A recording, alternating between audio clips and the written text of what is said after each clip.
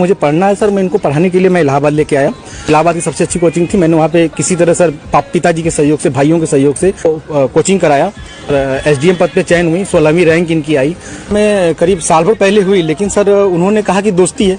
खैर सर, हमारी पत्नी सर एसडीएम थी, उस समय इलाहाबाद प्रयागराज सोराम तहसील में रही। मुझे इसका ये जो शक था वो विश्वास सर 22 फरवरी को हुआ, जब मनीष दुबे गाजियाबाद से चलकर सर मेरे आवास इलनगंज स्थित सरकारी आवास पे आया और इनके साथ एक साथ कमरे में मैंने इनको देखा अवैध संबंध बनाते। बेटी बचाओ बेटी पढ़ाओ का नारा तो काफी ज्यादा प्रसिद्ध हुआ। समाज के हर एक इंसान ने ये वाला नारा एक्सेप्ट करके बेटियों को अपनी पढ़ाना स्टार्ट किया।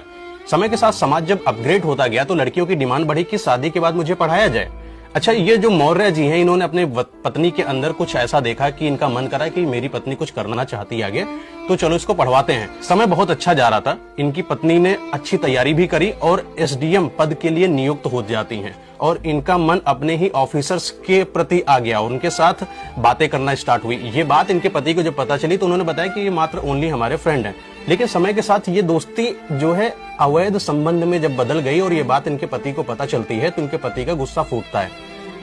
इस बात पर पत्नी गुस्सा हो जाती है और कहती है कि मुझे डाइवोर्स दो। अच्छा, डाइवोर्स का कोई रीजन होना चाहिए, तो उनके पास रीजन नहीं था। तो पत्नी ने उल्टा ही अपने पति के ऊपर इल्जाम लगा दिया कि तुम दहेज लिए थे।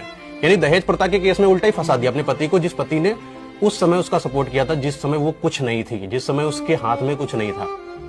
ये एक ऐसा एग्जाम्पल हमारे समाज में साबित हुआ है कि आने वाले समय में कोई भी युवा वर्ग, कोई भी पुरुष वर्ग शायद ही अपनी पत्नी को पढ़ाने की तरफ आगे बढ़े।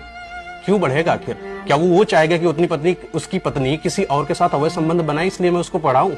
देखिए, एक बात समझिए, हम सारे युवा को यही बताना चाहते हैं, जो स्टैंडर्ड होता है वो ऐसा होना चाहिए। मतलब अगर आप इतने हो तो आपकी पत्नी भी उतनी होनी चाहिए। इक्वल तक सही आता है। अब पत्नी को आपने यहाँ बिठा दिया, आप यहाँ बैठे हो, तो इंसानों के अंदर चाहत होती है यहाँ से और ऊपर जाने की, तो वो नीचे पत्नी नहीं आएगी तुम्हारी।